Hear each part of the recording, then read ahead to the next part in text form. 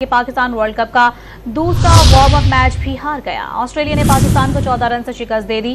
352 run हदफ के ताकुब में पाकिस्तान की 337 रन पर आउट हो गई पूरी टीम। बाबर आजम 90, इफ्तिखार अहमद तिराजी और मोहम्मद नवाज के 50 रन भी टीम के काम ना आ सके। इससे कबल ऑस्ट्रेलिया ने पहले बैटिंग करते हुए 50 ओवर्स में 7 विकेटों पर 351 रन स्कोर किए। ग्लेन मैक्सवेल ने 77 और कैमरॉन ग्रीन ने 50 रन की धुआंधार इनिंग खेली। उसामा मीर ने 2, हारिस रऊफ, मोहम्मद वसीम, शादाब खान और मोहम्मद नवाज ने एक विकेट ली। हारिस रऊफ ने सबसे ज्यादा 9 ओवर्स में 97 रन दिए। इसी तरह जब पाकिस्तान की बैटिंग का आगाज हुआ तो फ़खर जमान और इमामुल हक ने ओपनिंग की, जिसमें फ़खर जमान सिर्फ 24 गेंदों पर 22 रन ही बना सके। इमामुल हक भी 11 गेंदों पर 16 रन बनाकर पवेलियन लौट गए।